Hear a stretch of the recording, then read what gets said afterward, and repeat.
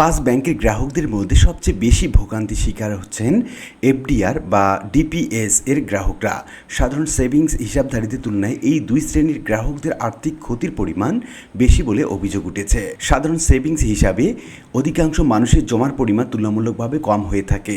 সীমিত পরিমাণ অর্থ থাকায় অনেকে আংশিকভাবে টাকা তুলতে সক্ষম হয়েছেন কিংবা 2 লাখ টাকা পর্যন্ত অর্থ ফেরতের সুবিধা থেকে কিছুটা উপকৃত হয়েছেন। কিন্তু যাদের দীর্ঘমেয়াদী সঞ্চয় এফডিআর কিংবা ডিপিএসে টাকা আটকে আছে, তাদের বড় অঙ্কের অর্থ দীর্ঘদিন ধরে অচল অবস্থায় রয়েছে। ফলে সবচেয়ে বেশি অনিশ্চয়তা এবং ক্ষতির সম্মুখীন হয়েছেন এই দুই শ্রেণীর গ্রাহকরাই। অর্থ আটকে থাকার কারণে বহু পরিবার কঠিন বাস্তবতার মুখোমুখি হয়েছে বলে অভিযোগ করেছেন গ্রাহকরা। কারো চিকিৎসার জন্য জরুরি অর্থ প্রয়োজন, কারো ছেলেমেয়ের বিয়ে, আবার অনেকে সন্তানদের পড়ালেখার খরচ চালানোর প্রয়োজন হয়েছে এবং প্রত্যেক মানুষের নিজস্ব প্রয়োজন তার কাছে সবচেয়ে গুরুত্বপূর্ণ, কিন্তু প্রয়োজনের সময় নিজের সঞ্চিত অর্থ ব্যবহার করতে পারছেন না বলে মানসিক, সামাজিক এবং আর্থিকভাবে ব্যাপক ক্ষতির সম্মুখীন হয়েছেন। অনেকের ভাষ্য, বাইরে থেকে বিষয়টি যতটা সহজ মনে হয়, বাস্তবে পরিস্থিতি ততটাই কঠিন।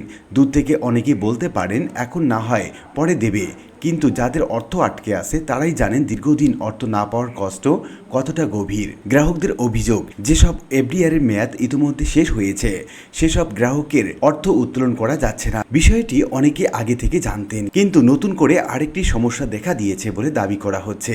অভিযোগ অনুযায়ী অনেকে ব্যাংক মেয়াদ উত্তীর্ণ এফডিআর নবায়ন কিংবা রিনিউ করতেও অনীহা দেখাচ্ছে, অথচ সরকারের পক্ষ থেকে নির্দেশনা রয়েছে যে প্রয়োজনীয় ক্ষেত্রে মেয়াদ স্বয়ংক্রিয়ভাবে বৃদ্ধি করা হবে। কিন্তু বাস্তব ক্ষেত্রে অনেক গ্রাহক সেই সুবিধা পাচ্ছেন না বলে অভিযোগ রয়েছে। গ্রাহকদের মতে একদিকে সরকারি নির্দেশনা, অন্যদিকে বাস্তব ব্যাংকিং কার্যক্রম, দুইয়ের মধ্যে অসামঞ্জস্যতা দেখা যাচ্ছে, যা উদ্বেগ আরও বাড়িয়ে তুলেছে। শুধু মূলধন নয়, এফডিআর এর মেয়াদ পূর্ণ হওয়ার পর প্রাপ্য মুনাফা বা প্রফিটের অর্থ অনেক গ্রাহক পাচ্ছেন না বলে অভিযোগ উঠেছে।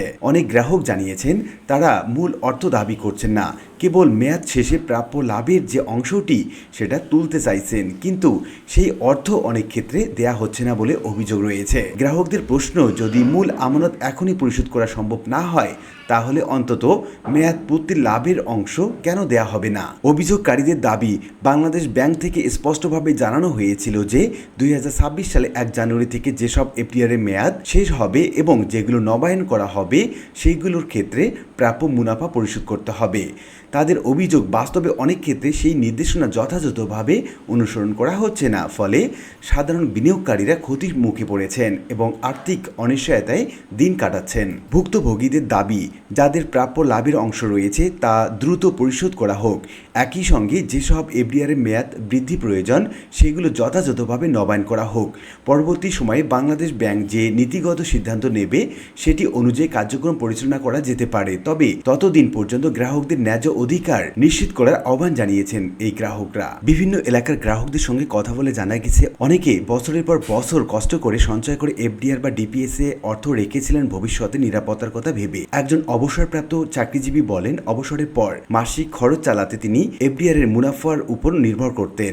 এখন সেই আয় বন্ধ হয়ে যাওয়ায় সংসার চালানো কঠিন হয়ে পড়েছে। একজন অভিভাবক জানান, সন্তানের বিশ্ববিদ্যালয়ে ভর্তি এবং সেমিস্টার ফি দেওয়ার জন্য তিনি এফডিআর এর মেয়াদ শেষ হওয়ার অপেক্ষায় ছিলেন, কিন্তু সময় মতো অর্থ না পাওয়ায় ধার করে শিক্ষার ব্যয় মেটাতে হয়েছে। আরেকজন নারী গ্রাহক বলেন, মেয়ের বিয়ের জন্য জমিয়ে রাখা অর্থ আটকে থাকায় নির্ধারিত সময় পিছিয়ে দিতে হয়েছে। ক্ষুদ্র ব্যবসায়ীদের অনেকেই জানিয়েছেন ব্যবসার মূলধন সংকুচিত হয়ে যাওয়ায় তারা নতুন পণ্য কিনতে পারছেন না, ফলে বিক্রি কমে যাচ্ছে এবং আয়ও হ্রাস পাচ্ছে। অন্যদিকে বয়স্ক গ্রাহকদের অভিযোগ, প্রতিবার ব্যাংকে গিয়ে একই ধরনের উত্তর শুনতে হচ্ছে, কিন্তু সমস্যার স্থায়ী সমাধান মিলছে না। অর্থনীতিবিদদের মতে ব্যাংক ব্যবস্থার প্রতি মানুষের আস্থা ধরে রাখতে গ্রাহকদের সঙ্গে নিয়মিত যোগাযোগ, স্বচ্ছ তথ্য প্রদান এবং অভিযোগ নিষ্পত্তির কার্যকর ব্যবস্থা অত্যন্ত জরুরি। গ্রাহকদের অনিশ্চয়তায় না রেখে বাস্তব পরিস্থিতি সম্পর্কে স্পষ্ট ব্যাখ্যা দেওয়া হলে উদ্বেগ অনেকটাই কমতে পারে। এদিকে সংশ্লিষ্ট মহলের মতে যে কোনো সিদ্ধান্ত বাস্তবায়নের ক্ষেত্রে বাংলাদেশ ব্যাংকের নির্দেশনা যথাযথভাবে অনুসরণ করা এবং গ্রাহকদের ন্যায্য অধিকার নিশ্চিত করা প্রয়োজন। একই সঙ্গে ব্যাংকগুলোর উচিত গ্রাহকদের অভিযোগ দ্রুত শুনে প্রয়োজনীয় সমাধানের উদ্যোগ নেওয়া, যাতে দীর্ঘদিন ধরে চলমান এই অনিশ্চয়তা দূর হয় এবং সাধারণ আমানতকারীদের আস্থা পুনরুদ্ধার করা সম্ভব হয়। আশা করি বিষয়টি বুঝতে পেরেছেন। আর আজকে ভিডিওটি এ পর্যন্ত। ভিডিওটি ভালো লাগলে লাইক কমেন্ট করতে ভুলবেন না। এরকম নিত্য নতুন ভিডিওর আপডেট পেতে চ্যানেলটি সাবস্ক্রাইব করে রাখুন। দেখা হবে অন্য কোনো ভিডিওতে। সে পর্যন্ত সবাই ভালো থাকবেন। ধন্যবাদ।